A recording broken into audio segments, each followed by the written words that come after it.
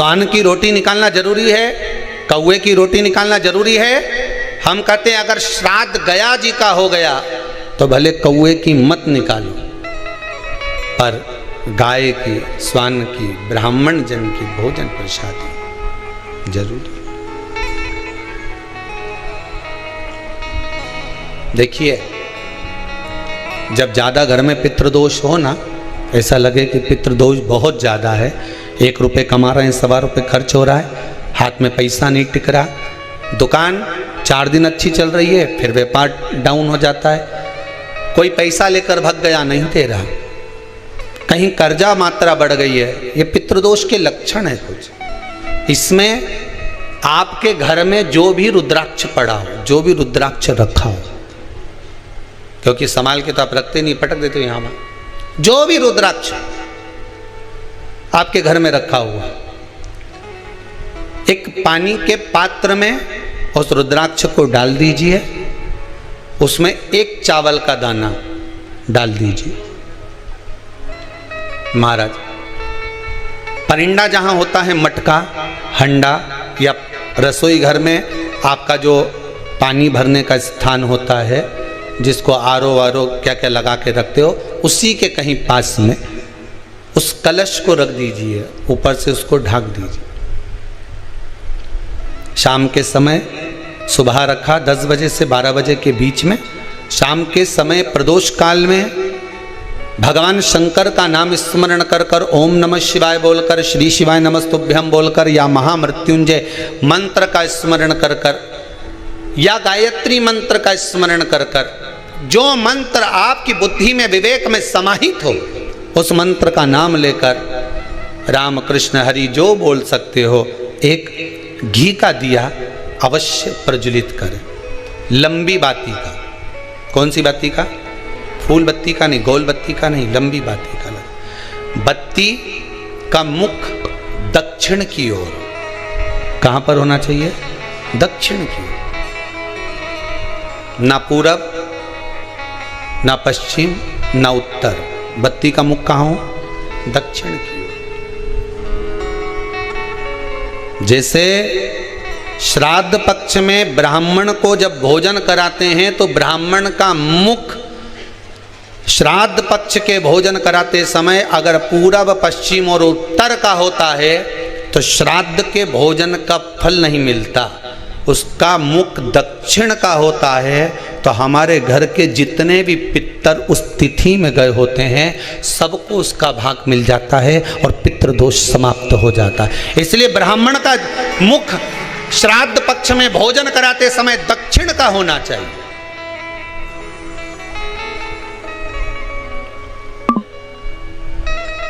ब्राह्मण का मुख दक्षिण का हो।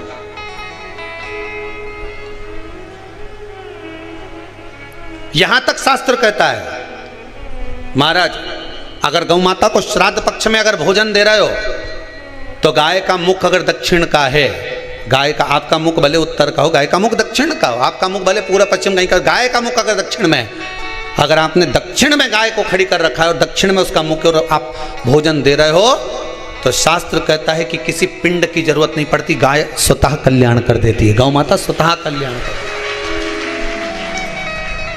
दक्षिण मुखी हो तो दिए की जो बाती का मुख कहां होना चाहिए? दक्षिण का। और दक्षिण का मुख हो महाराज।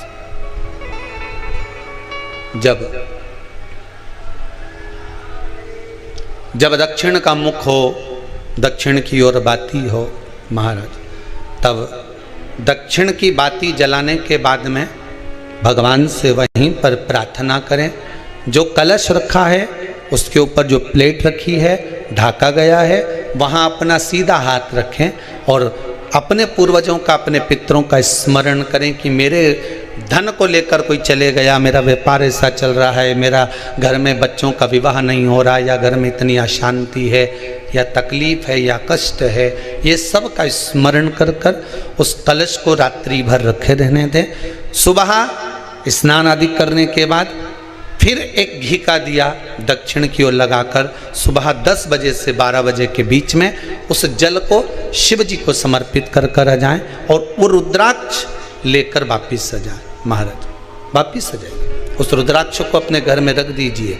वर्ष भर वो रुद्राक्ष आपको कभी बीमारी से नहीं घिरने देगा, कभी किसी जगह खड्डे में नहीं जाने देगा, वो उन्नति की ओर ही बढ़ाएगा। भले कोई भी रुद्राक्ष हो, 1 मुखी से लेकर 14 मुखी, 20 मुखी, 18 मुखी, जो रुद्राक्ष आपके पास में, आप तो उसका स्मरण करिए, आप उसका स्मरण करिए।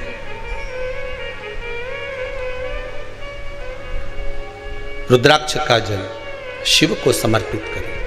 पितरों के जितने भी द्वार हैं, पितरों के जितने भी दरवाजे हैं, पितृलोक में जितने भी पितृ विराजमान होते हैं महाराज, ये सब शंकर के ऊपर चढ़े हुए जल का भाग ग्रहण करते हैं। शिव के ऊपर चढ़ाओ। 33 कोटि देवताओं में से कोई एक देवता ऐसा बता दो जिसको काली तिल्ली चढ़ती हो, काली मिर्च चढ़ती हो, सारे वृक्षों की पत्तियां चढ़ती हों, सब तरह के पुष्प चढ़ते हों, दुर्वा भी चढ़ती हो, बेलपत्र भी चढ़ता हो, आँख का पुष्प भी चढ़ता हो, धतूरा भी चढ़ता हो, जिसको भांग आदि भी चढ़ती हो, तुलसी की मंजरी भी चढ़ती हो। तुलसी की मंजरी भी शंकर को चढ़ती, तुलसी का दल नहीं, मंजरी वो भी चढ़ती। 33 कोटि देवताओं में कोई ऐसा देवता बताओ, संपूर्ण सामग्री भगवान केवल एक हैं, देव अधिदेव महादेव, जिनको काली तिल भी चढ़ रही है, काली मिर्च भी चढ़ रही है, जिनको संपूर्ण सामग्री भगवान शिव को समर्पित हो रही, संपूर्ण यहाँ तक राई, सरसों, राई के दाने तक भगवान शंकर को चढ़ते हैं। 1.25 लाख दाने का प्रमाण है महाराज शंकर जी को समर्पित करने का। सरसों चढ़ती, राई चढ़ती महाराज, पुष्प, बेलपत्र, दुर्वा, जगह जगह के पुष्प शिव को समर्पित होते। दे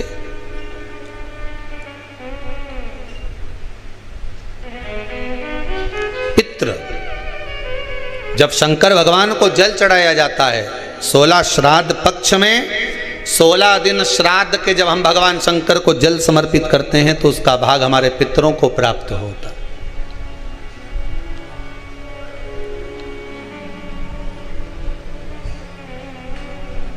केवल 16 श्राद्ध के दिन ही ऐसे होते हैं जिसमें शंकर भगवान को जल में दूध मिलाकर चढ़ाने की जगह दूध भले 1 चम्मच चढ़ा रहे हो पर अलग से चढ़ाओ, कच्चा दूध अलग से चढ़ाओ, उसके बाद भले तुम जल चढ़ा दो, पर लोटे में जल में दूध मिलाकर 16 दिन श्राद्ध पक्ष में नहीं ले जाना।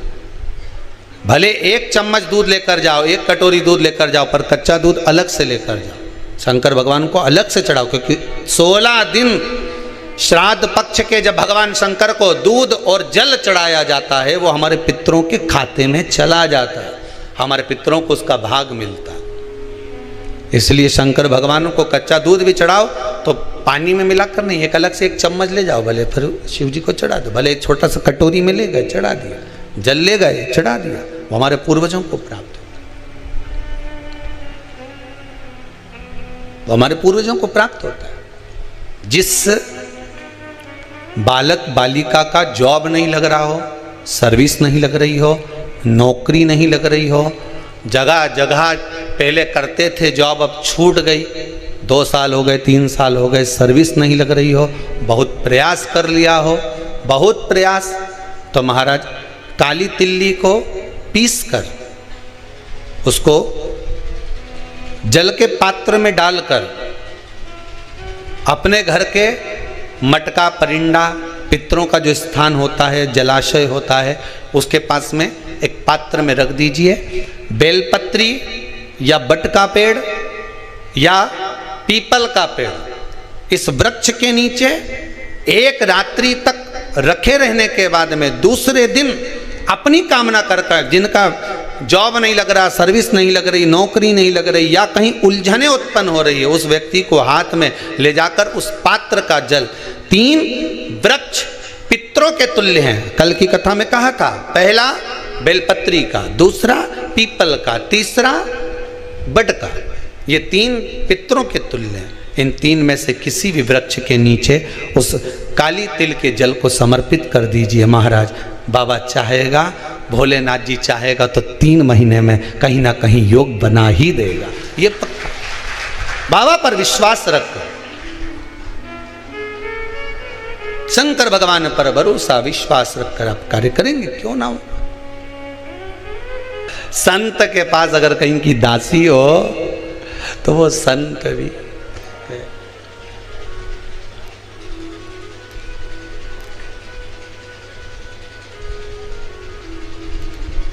आज का जमाना में तो चेला भी बनाओ तो सोच समझ के बनाओ दादा। बट टीवी में देखा अभी 2, 3, 4 दिन से देख के दादा काय चेला, गुरु की बदनाम करी रखवाली काय।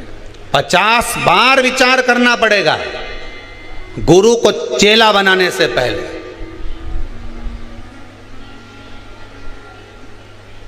ये सोचने वाली बात एक बहुत ध्यान रखना अपनी जिंदगी में।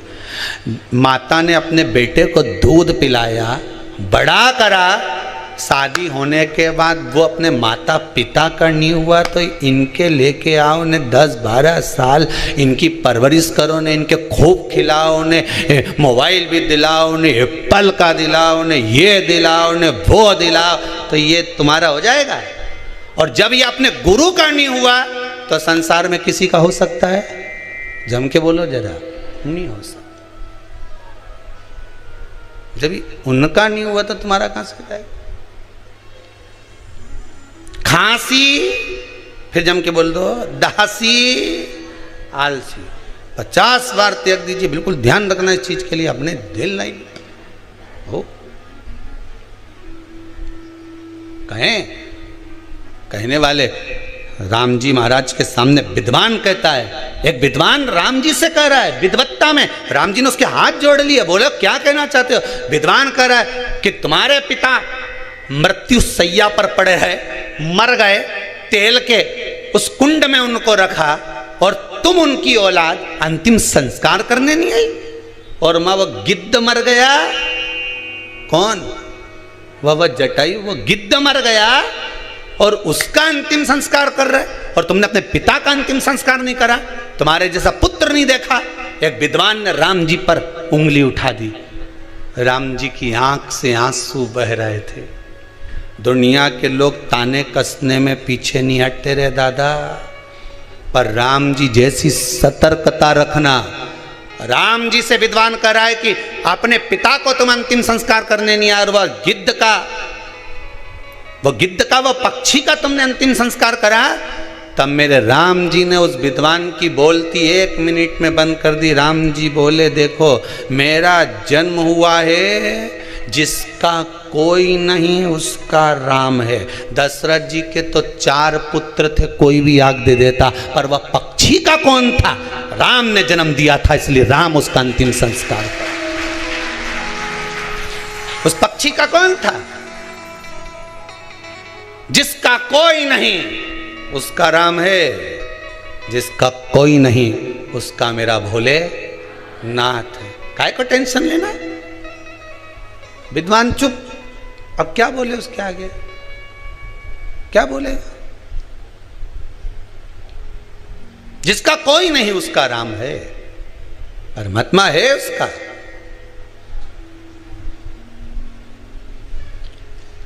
अज्ञानता का भाव प्रकट मैंने कहां ये बोल दिया? देवऋषि नारद का अभिमान, देवऋषि नारद की अभिमत्ता कहां मैंने बोल दिया?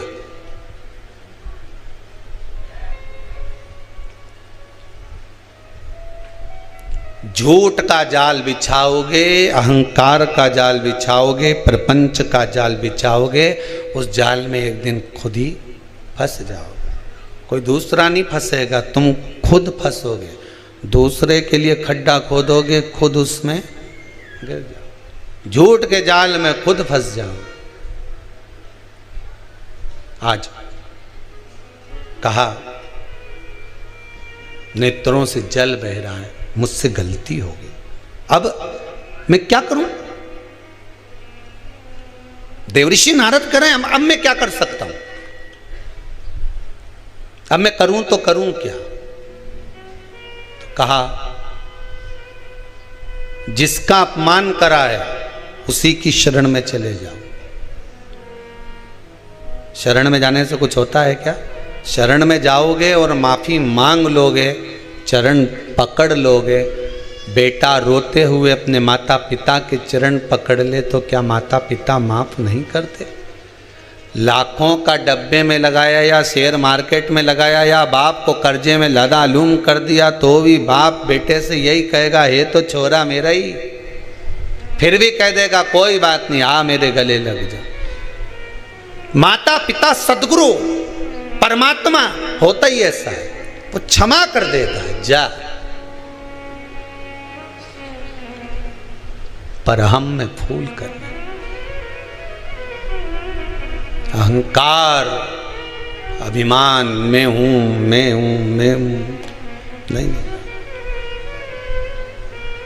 मुझ में बहुत ज्ञान है, मेरे बराबर कोई विद्वान नहीं, मुझे नहीं चाहिए किसी की भी अक्ल, मैं तो खुद अक्लबर हूं।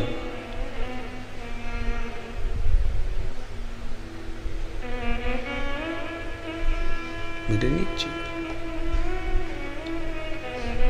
देवऋषि नारद का विमान चले गए, चंद्रभागा नदी के तट पर जाकर शिव की आराधना करी।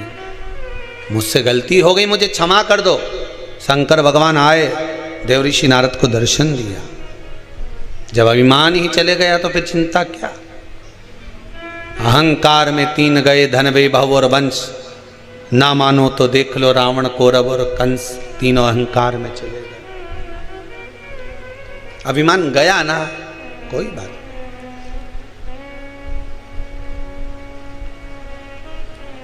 स्वान को, कौए को श्राद्ध पक्ष में जब भोजन दिया जाता है, भोजन हम प्रदान करते हैं स्वान को, कुत्ते को और कौए को। व्यक्ति के जीवन से दो चीजें इनको भोजन देते समय चली जाती। कौए को श्राद्ध पक्ष में जब भोजन दिया जाता है, भोजन हम प्रदान करते हैं स्वान को, कुत्ते को और कौए को। व्यक्ति के जीवन से दो चीजें इनको भोजन देते समय चली जाती। पहला, व्यक्ति का अहम, क्या चले जाता है? अहम, अहंकार। दूसरा, बुद्धि में किसी दूसरे के प्रति अगर गलत विचार आ रहा तो वो विचार समाप्त हो जाता, श्रेष्ठ विचार। पहले हमारे हिंदू धर्म में एक नियम था पक्षियों को दाना देने का, था कि नहीं था? कि पक्षियों को लोग दाना देते। दाना देने का कारण बड़ी प्रसन्नता होती है। जब आप लोग कई पक्षियों को दाना देने जाओगे, ऐसे पटकोगे, पक्षी उड़ के आएंगे, खाएंगे, उड़ के जाएंगे, आप थोड़ा सा आगे बढ़ेंगे, फिर उड़ेंगे, बड़ी प्रसन्नता होती है। कारण क्या है? पक्षियों को दाने का हमारे हिंदू धर्म में प्रमाण क्यों कहा गया? उसका केवल एक कारण है कि हमारे भीतर जो किसी के प्रति बैर भाव होता है, हमारे भीतर किसी के प्रति कपट भाव होता है, पक्षी को दाना देते समय वो कपट, वो बैर भाव समाप्त हो जाता है। पक्षी को दाना दे।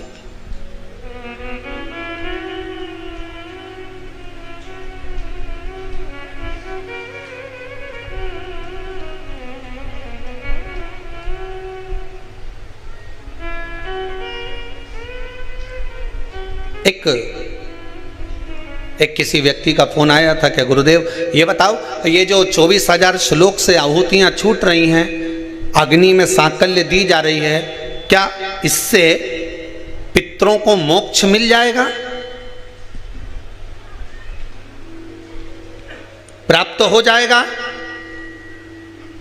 गरुड़ पुराण में कहा गया, जब पितरों को बहुत भोजन मिलने लगा श्राद्ध पक्ष में, तो उनको आजीर्ण होने लगा, वॉमिटिंग करने लगे, पितर रोने लगे कि हमको इतना भोजन मिल रहा है, हम इतना खा रहे, पच नहीं रहा, क्या करें? सारे पितर दौड़कर ब्रह्मादेव के पास पहुंच गए। ब्रह्मा जी कृपा करिए। ब्रह्मादेव भगवान विष्णु के पास ले गए पितरों को। भगवान विष्णु ने पूछा क्या हुआ? तो कि महाराज जी ये पितर रो रहे हैं। क्यों? कि 16 श्राद्ध में इनको खाने को मिलता, साल भर तो मिलता ही नहीं, एक बार जब जम के मिलता है तो डट के खा लेते हैं। और डट के पितर खा लेते हैं तो वो अजीर्ण हो जाता है। क्या करें? सब लेकर भगवान शंकर जी के पास गए। भोलेनाथ जी से पूछा प्रभु क्या करें? शंकर जी ने उसी समय पर अग्निदेव को बुलाया। अग्निदेवता जरा इधर आओ। अग्निदेव बोले बोलो प्रभु क्या बात है? शंकर भगवान ने कहा सुनो अग्निदेव,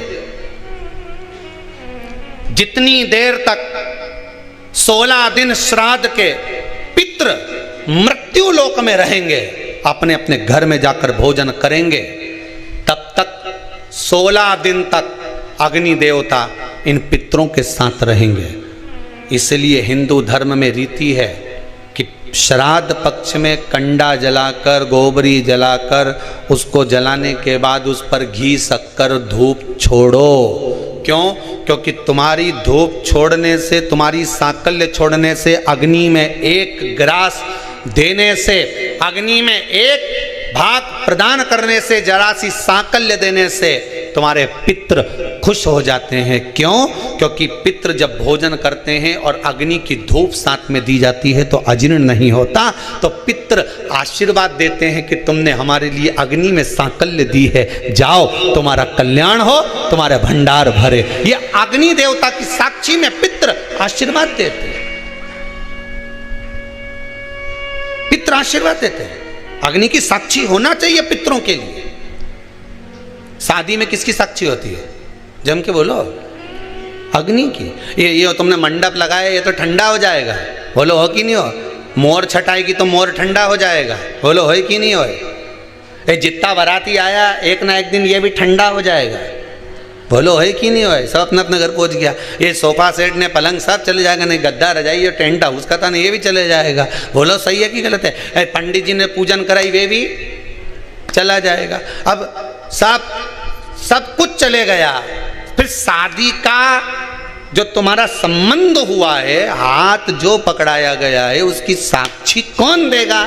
तो कि ये जो अग्नि की 7 भांवर डाली है, ये अग्नि साक्षी है। तो उसी तरह पितृपक्ष में आप लोगों ने जो अपना नाम गोत्र लिखकर भेजा है और उसकी जो सांकल्य डल रही है, वो अग्नि उन पितरों की साक्षी है। उसका फल वो जाने, उसका मोक्षता वो जाने।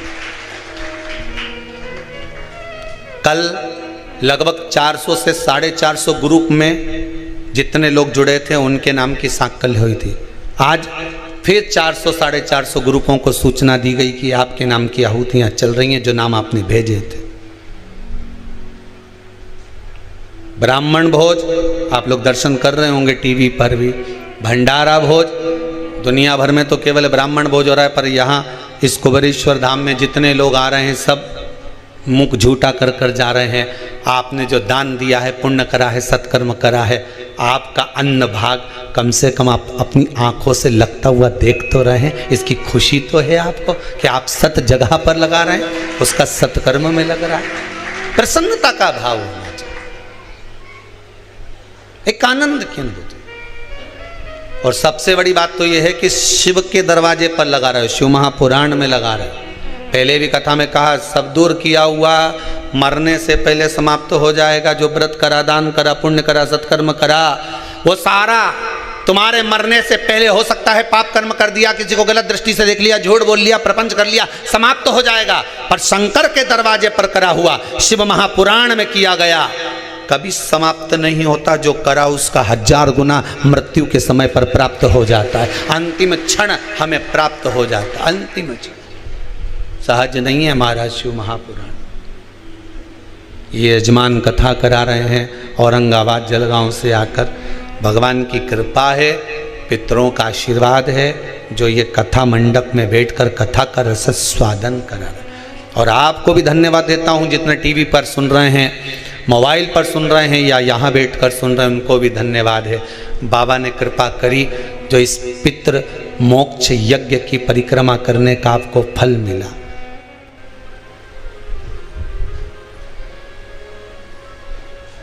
पूरी जिंदगी लगा दी आपने, पूरा जीवन, पूरा जीवन। अरे दिवाली का बम फटाका भी हमको बुद्धि देकर जाता है, बोलो सही है कि गलत है? दीपावली का बाजार करने कौन कौन जाता है? जरा हाथ तो उठाओ। और जितने लोग टीवी पर कथा सुन रहे हो, आप लोग भी तो दिवाली का बाजार करने जाते होगे। आस्था चैनल पर कथा श्रवण कर रहे हो तो दिवाली का बाजार तो करने जाते होगे। तो दिवाली का बाजार करने जाओ तो बच्चे को दीपावली के बाजार में क्या अच्छा लगता है? तो क्या ये फटाका दिलवा दो। बोले बोले कि नहीं बोले बच्चा, ये फटाका दिलवा दो, ये रस्सी बम दिलवाओ ने, सुतली बम दिलवाओ ने, मैंने ये वाला बम दिलवाओ ने, मुझे ये बुलेट बम दिलवाओ ने, मुझे फुलझड़ी दिलवाओ ने, मुझे ये रस्सी बम दिलवाओ। बच्चों को प्रिय लगता है। आप भी बड़े हो, आपको भी बाजार में लेने जाओ कभी कपड़ा कभी सामान, तो आखिरी में तुम फटाका लेकर आओ कि नहीं आओ। 500 का लाया, 1000 का लाया, 2000 का लाया, 400 का लाया, 200 का लाया, पर लाया तो सही। अरे बोलो तो सही, लाए कि नहीं लाए? कितनी उमंग से लाए, कितनी उत्साह से लाए। किस लिए लाए? कि पटाखा लाए हैं तो छोड़ेंगे। सही है कि गलत है? पटाखे लेकर आए हो तो छोड़ेंगे, इसको फोड़ेंगे, इसको छोड़ेंगे, सब मिलकर छोड़ेंगे। चलो अब फटाखा लाए 500 का, 1000 का, 2000 का, 4000 का, और इतने सारा फटाखा लेकर आए। अब फटाखा छोड़ने का जब समय आया तो फिर फटाखा तुम 500 रुपये का लेके आए थे न, रस्सी बम ने, सुतली बम इतना महंगा लेकर आए थे, और फटाखा जब इतना महंगा लेकर आए हो तो छोड़ो। छोड़ो कि नहीं छोड़ो तुम? अरे बोलो तो सही, छोड़ो ना। कैसे छोड़ो?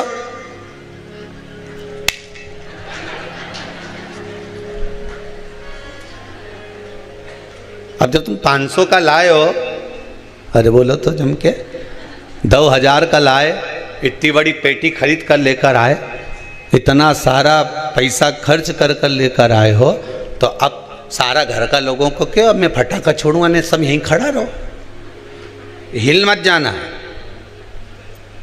और मैं खड़ा खड़ा देखता रहे, फूटे कैसे हो सके? बोलो तो सही। 500 का फटाखा लेकर आया और आग लगई न भाग गया।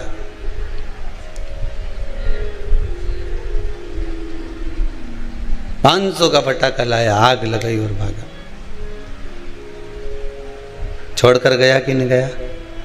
अरे बोलो तो जम के, छोड़ा, भागा। उसी तरह फटाके भी हमको ज्ञान देते हैं कि 500 का लेकर आया था ने, आग लगा के 2 मिनट में भाग गया। अगर खड़ा रहता तो मुंडा काला होता कि नहीं होता? अरे बोलो तो सही है। और मुंडा तो मुंडा काला होता ने, हाथ पैर का कई होता, ये तो राम जी जानता है। भागना पड़ा छोड़कर। उसी तरह 500 का फटाका लाए, छोड़कर भागना पड़ा। बस एक निवेदन है, संसार में आए हो, बहुत सी चीज़ें खरीदना पड़ेगी। ये घर परिवार कुटुंब कबीला सब कुछ हमने जोड़ा, ये समझ लेना फटाका है, और एक दिन इसको छोड़कर भागना पड़ेगा। रह नहीं सकते इसके पास, इस फटाके के पास खड़े नहीं रह सकते आप। और आप में किसी में सामर्थ्यता हो तो खड़े होकर बता देना, एक पेटी में आग लगा, वहीं खड़े रह जाए। अभी दशहरा आने वाला है, किसी से कह देना रस्सी बम हमारे सामने जला, मैं तो यहीं खड़ा, जा कर क्या कर लेगा। 1000 रुपये का लेके आया हूं मैं, 5000 का लेके आया ने, आग लगा मेरे सामने लगा, परिवार वाले के इकट्ठा कर लेना, रे फटाका है अभी आग लगाऊं, देखो 5000 का लेके आया हूं। खड़े रहोगे? नहीं, आग लगाए ना, भागना पड़ेगा। उसी तरह परिवार कुटुंब कबीला नाते रिश्ते, fridge cooler washing machine dining, ये सोफा ये पलंग ये मकान ये जमीन ये जायदाद, सारी संपदा हमने जोड़ी, ये फटाके की तरह है। जिस दिन परमात्मा आग लगाएगा उस दिन भागना पड़ जाएगा, तुरंत छोड़कर जाना पड़ेगा, इस संसार सागर से निकलना पड़ेगा। बस इतना ध्यान रखो, पेटी पास में रखो, सुतली बम पास में रखो, रस्सी बम पास में रखो। निवेदन है, पर आग मत लगाना, आग लगा तो भागना पड़ेगा। रहो संसार में, रहो कुटुंब में, रहो परिवार में, नातों में, रिश्तों में, कहीं रहने की मना नहीं है, खूब रहो।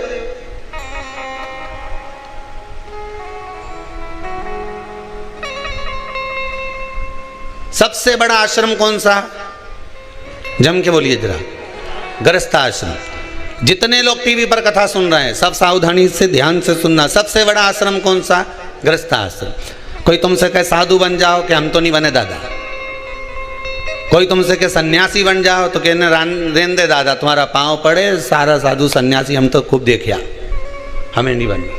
कोई बोले तुमसे साधक बन जाओ तो हमें वो भी नहीं बनना। कोई तुमसे कहे कि कोई तपस्वी बन जाओ, जोगी बन जाओ, सन्यासी बन जाओ, तो कि हम तो वे भी नहीं बने दादा, हम तो घर में 2 रोटी बनाए खाएं। तो कोई तुमसे कहे कि नर्मदा के घाट पे जाके बैठ जाओ, रहने दे दादा, घर के बाहर बैठो तो बस योर वाला महाराज चिल्ला चिल्ला के बोले मत तुम क्योंकि नर्मदा के घाट बैठ जा, रहने दे तू तो।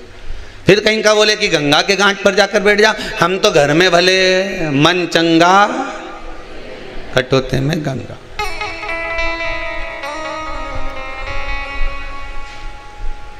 हमें नहीं बैठना।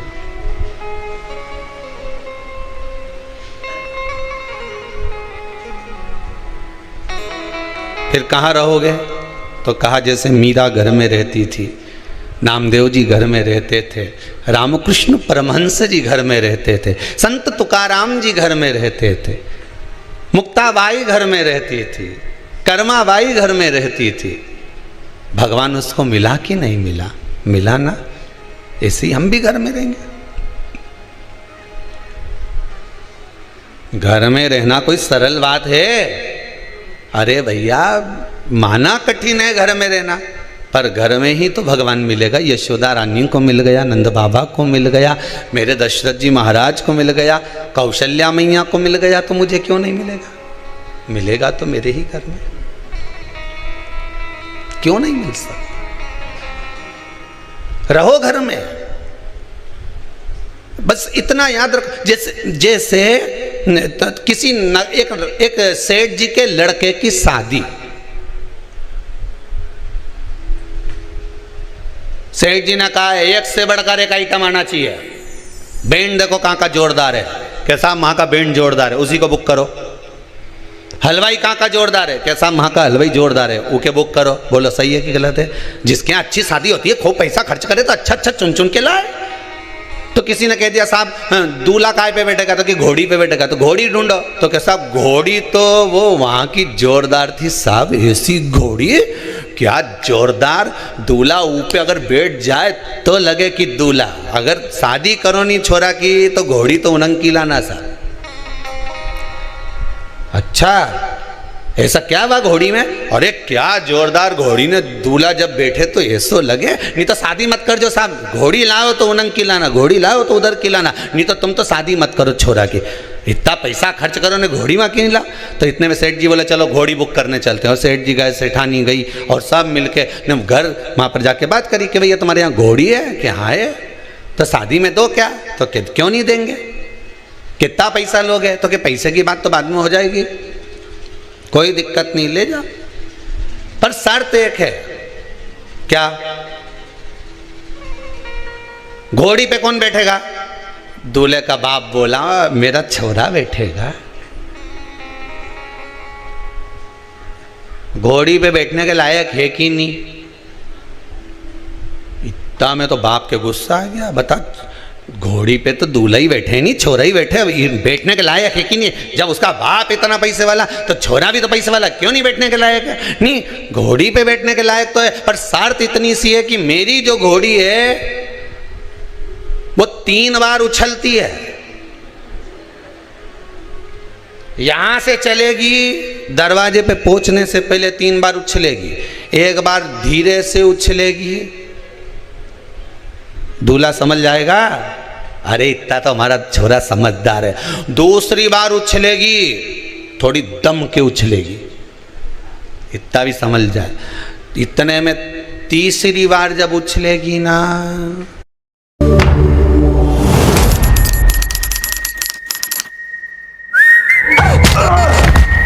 किसी ने गद्दारी की है हमारे साथ। We have a mole in the agency.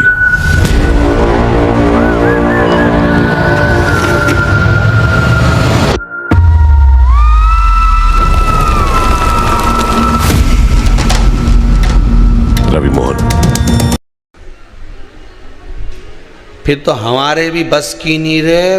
फिर छोरा का फर्ज है कि जैसे उछले वैसे कूद जा, और नहीं कूदा तो इसके बाद जो घसीट के ले जाए नहीं और जगह जगह से दोची पड़े, फिर हमारी गारंटी नहीं है। अब बोलो तुम्हें घोड़ी चाहिए कि नहीं चाहिए, तो के साहब हम फोन पे बता देंगे, हम घरे जा ही रिया।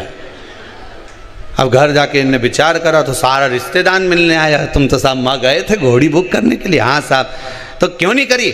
जब तक घोड़ी नहीं करो नहीं तो शादी मत कर, जो घोड़ी होए तो वहीं की होए। अभी कई की घोड़ी साहब 3 बार उछके,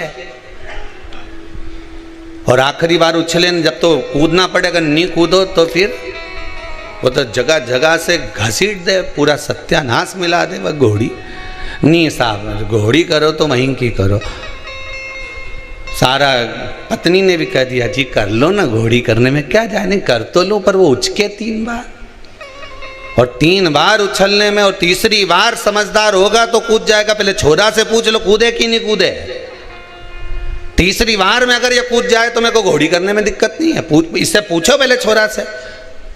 तो छोरा से पूछा क्यों रे, थारी शादी करे ने घोड़ी पे तुझे बिठाए ने, तीसरी बार में कूद ही जाएगा हो।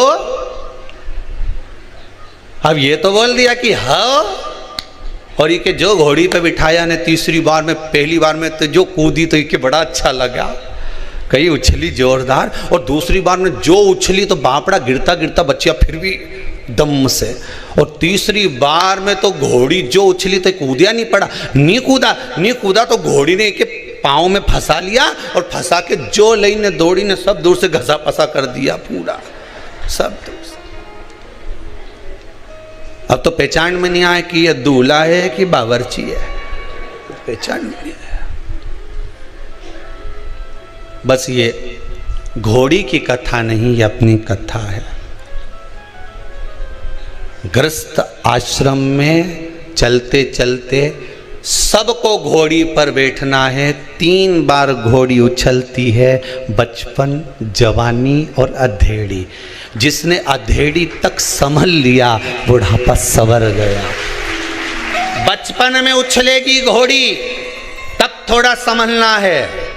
बचपन में माँ बाप संभाल लेंगे, बेटा गलत तो नहीं जा रहा, गलत संगत में तो नहीं पड़ रहा, संभलना है। जवानी आएगी घोड़ी उछलेगी। अभी तो हम कॉलेज में पढ़ रहे हैं, तो क्या फेसबुक पे बात नहीं करे?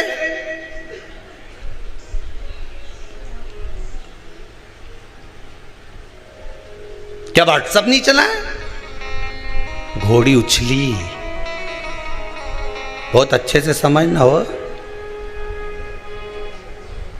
बचपन में उछली, माता पिता ने संभाल लिया। जवानी में उछली, डामाडोल हो गया, डामाडोल। और तीसरी बार में कूदना जरूरी है। अधेड़ी आए तब, शादी हो गई, बच्चे हो गए, सब अपने अपने काम धंधे से लग गए, फिर उछकी। बस जब बच्चे काम से लग गए, परिवार सही हो गया, धन दौलत तुमने कमा कर दे दिया, सत्ता ला कर दे दी, सबको सब लायक कर दिया, अब तुम्हारा फर्ज है कि घोड़ी से उचक जाओ, चलो परमात्मा की ओर। तीसरे नंबर पर जब घोड़ी उचके, सब अपनी अपनी जगह सेटल हो जाएं, सब अपनी अपनी जगह काम पर लग जाएं, तो उचक कर परमात्मा के पास चले जाना, उचक कर भगवान की शरणागति में चले जाना, शिव के चरणों में जाकर बैठ जाना, भगवान की भक्ति में जाकर बैठ जाना। और अगर नहीं बैठे तो घोड़ी रपेटना जानती है, अर्थात अधेड़ी अगर बेकार हो गई, बुढ़ापा बिगड़ जाएगा। बुढ़ापा बेकार हो गया तो अगला जन्म बिगड़ जाएगा। कई लोग हैं अगला जन्म बिगड़ गया लोगों का, कहीं हाथ बेकार, कहीं पाँव बेकार, कहीं शरीर बेकार। किसी से जाकर पूछें गुरुजी बताओ ये हमारे यहाँ बच्चा हुआ ऐसा क्यों हुआ, बेटी हुई ऐसी क्यों हुई, भाई हुआ ऐसा क्यों हुआ, कुटुंब में ऐसा क्यों हो गया, ऐसा व्यक्ति क्यों पैदा हो गया, उसको शरीर में ऐसी विकलांगता क्यों उत्पन्न, उससे पूछो। क्योंकि जन्म मिला था, बचपन, जवानी, अधेड़ी, बुढ़ापा, मनुष्य का शरीर मिला था साधने के लिए, पर परमात्मा का नहीं हो पाया। आखिरी में ना बचपन में लांगा ना जवानी में लांगा। घोड़ी तो उछली थी, अगर कूद जाता तीसरी बार में भगवान के चरणों में पहुंच जाता तो शायद अगला जन्म संवार लेता, पर अगला जन्म संवार नहीं सका। परमात्मा ने बारंबार मौका दिया। ऐसा कोई मनुष्य पैदा नहीं हुआ संसार में, चाहे राजा हो, रंक हो, भिखारी हो, चाहे ब्राह्मण, संत, साधु, सन्यासी, तपस्वी, साधक, उपासक, कोई भिक्षुक, कोई भिखारी, कोई राजा, कोई सांसारिक मनुष्य, कोई गृहस्थ आश्रम में रहने वाला, कोई घर में रहने वाला व्यक्ति, हर एक व्यक्ति को मेरा भोलेनाथ एक मौका जरूर देता है। किसी व्यक्ति से उसको एक बार जोड़ देता है कि मैंने तुझे मौका दिया है, इससे जुड़ जाना और जुड़ने के बाद तेरी जिंदगी संवार लेना। इस व्यक्ति से मैंने तुझे जोड़ा है, तेरे विश्वास से तुझे जोड़ा है। भगवान शंकर, मेरा भोलेनाथ, मेरा राम, मेरा कृष्ण, मेरा परमात्मा संसार के हर मनुष्य को, चाहे वो कोई मंत्री हो, संतरी हो, गृहस्थी हो, चाहे भिखारी हो, चाहे कोई किसी भी धर्म का, किसी भी वर्ण का, किसी भी गोत्र का हो, हर व्यक्ति को, चाहे छोरा हो, चाहे छोरी हो, चाहे व्यक्ति हो, हर व्यक्ति को भगवान एक बार किसी अच्छे व्यक्ति से जुड़ने का मौका देता है कि इससे जुड़ जाना, अपनी जिंदगी बना लेना। पर उससे जुड़ने के बाद भी आप अलग होकर अपनी जिंदगी को नरक बना लो तो तुम्हारा जीवन व्यर्थ बेकार है। उससे जुड़ने के बाद भी तुम अगर परमात्मा के नहीं हो पाए तो फिर संसार में किसके होगे? जन्म लेने वाले मनुष्य को भगवान एक मौका जरूर देता कि अपनी जिंदगी संवार ले। अभी तुझे मौका है, मैंने तुझे कहां से लाकर, किस भूमि से लाकर, किस जगह छोड़ा था, किस जगह से लाकर किस व्यक्ति के पास छोड़ा था। उस व्यक्ति के पास रहकर तू अपना जीवन बना सकता था, पर तूने अपना जीवन नहीं बनाया। मौका दिया परमात्मा ने, पर हमारा अहंकार, हमारा अभिमान, हमारी अहमता हमको जुड़ने लगी। हमारा काम, हमारा लोभ, हमारी आसक्ति, हमारी तृष्णा, हमारा विषय हमें जुड़ने नहीं दिया। आसक्तियों में फंस गए।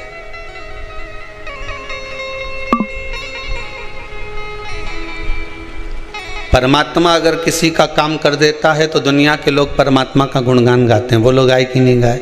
अरे बोलो तो सही, गाए नहीं। जिस समय भगवान के चरणों के प्रति रुचि नहीं हो उसके सामने कभी भगवान की बात मत करो। जो भगवान को मानता ही नहीं उसके सामने क्या भगवान की बात करना।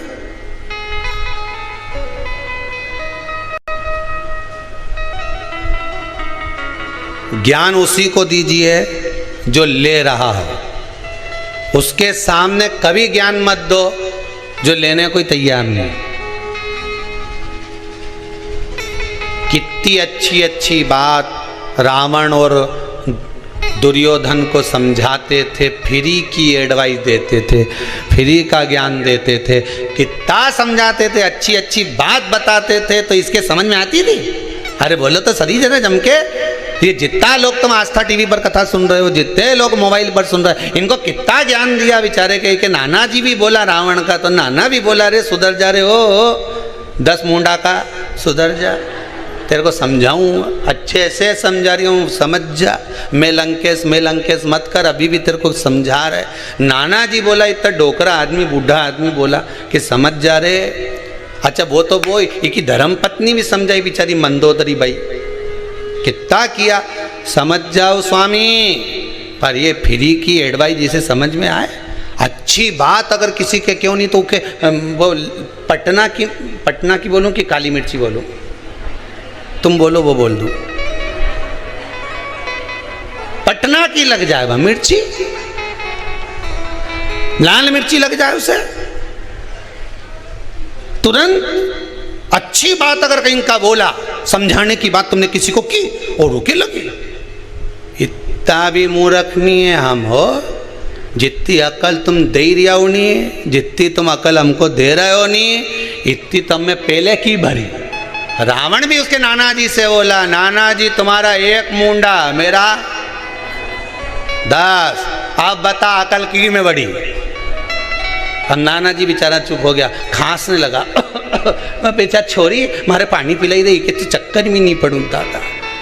अकल उसके दी जाए जिन्हें अकल में हो थोड़ी बहुत, जिसकी विवेक में समा जाए। अब ये तो कि हमारा 10 मुंडा और तुम्हारा 1 मुंडा, अकल तुम 1 मुंडा से दोगे, हमारे तो 10 मुंडा की अकल। अपन किसी की अच्छी अकल दो नहीं तो उसे पटना की मिर्ची लगे, उसे मिर्ची लग जाए। बताओ हमें ज्ञान दे रहा है, हमें जैसे अक्ल ही नहीं है। समझाने वाला मम्मी समझाए छोरा के तो छोरा ही कह दे, अपनी अक्ल अपने पास रखो। तुम मुझे क्या मूर्ख समझती हो? इतना कॉलेज में पढ़ रहा हूँ, इतना लोगों के चले ही रहा हूँ, मम्मी तू मुझे जानती नहीं है। मम्मी बोले यही तो समझा रही कि तू दूसरे के मूर्ख बनाना छोड़ दे, तू तो खुद मूर्ख छोरा।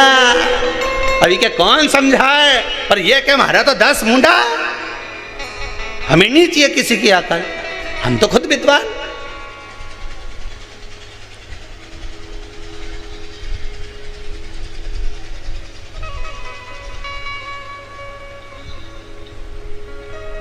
हम तो खुद विद्वान। और दुर्योधन को कितना समझाया? अब बापड़ा के बताओ कितना भगवान कृष्ण समझाने के लिए गए, मान जा रहे हैं। देखो हाथ जोड़ो दादा, 5 गांव का राज्य दे दे इनके, क्या कि एक सुई की नोक के बराबर नहीं दो। फिर भगवान ने भी कह दिया ठीक है, अब सुई भी ले लेंगे ना नोक भी ले लेंगे, तो एक ही लग गई मिर्ची। कि बताओ भगवान कृष्ण तो पांडवों का साथ दे रहा है, लग जाए। सत्य कहो, श्रेष्ठ कहो, दुनिया के लोगों को सही राय दीजिए, सही मार्ग बतलाइए, फिर भले उन्हें पटना की लगे चाहे काली लगे, अपने कोई फर्क नहीं पड़े। तुम तो अपने सत्य पे टिके रहो, तुम्हें क्या ही करना। अब आज की बात ले लो, आज कोई पूछ रहा था, ए गुरुजी, हमने कहा हाँ बोलो, व्यक्ति को गाड़ी किस स्पीड में चलाना चाहिए? मैंने कहा ये और पूछना रह गया था, इतनी सी बात वो भी हमसे पूछ रहा है। नहीं, अब हमने पूछा कहाँ से आया? तो क्या आगरा से। हमने कहा तो आगरा से आके तो इतनी सी बात पूछना है कि कौन सी स्पीड में गाड़ी चलाना चाहिए? जितने साल का तो उतनी स्पीड में गाड़ी चला है। तू 20 साल का है तो स्पीड कितनी रख? 20। तो 30 का है तो स्पीड कितनी रख? 30। तो 40 का है तो गाड़ी की स्पीड 40। तू 100 का फिर 101 पे चला, कौन मना करे थारे? ऊपर ही तो जाना है, फिर 100 के ऊपर। गलत की, अरे बोलो तो जम के, गलत की। जितने साल के तुम हो, जितनी तुम्हारी उम्र है, गाड़ी की स्पीड उतनी रखना तो एक्सीडेंट नहीं होगा। जहां उम्र से ज्यादा स्पीड गाड़ी की गई तो भेरू गया। कितनी पट? तुम 30 के, गाड़ी की स्पीड 30 की रख। तुम 40 के, गाड़ी की स्पीड 40 रख। तुम 80 के, गाड़ी की स्पीड 80 रख। जब तुम 100 के बाद तो तुम कांटा भी टिकाई दोगा तो कोई बात, फिर कोई फर्क नहीं पड़े। स्पीड देखना है तो उम्र से देखो। ज़्यादा तेज गाड़ी भगाओगे, 20 की उम्र है और 80 100 पे चलाओगे तो कभी भी ऐसा स्पीड ब्रेकर से उचकोगे ना, कजन कहाँ जाओगा पता ही नहीं पड़ पाएगा। इसलिए जितनी साल का हैप्पी बर्थडे टू यू मनाए, उतनी गाड़ी की स्पीड बढ़ा, उससे ज़्यादा आगे मत जा। सोच लेना, गया कि गया।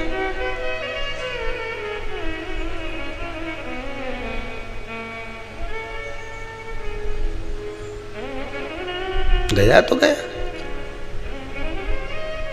अब हमसे ज्यादा स्पीड में दौड़ रहे हैं। इस शरीर की कैपेसिटी है 10 की, हम इसको इतना दौड़ा रहे हैं 20 की स्पीड में। आखिरी में गाड़ी तो गाड़ी, शरीर तो शरीर है, शरीर तो शरीर है।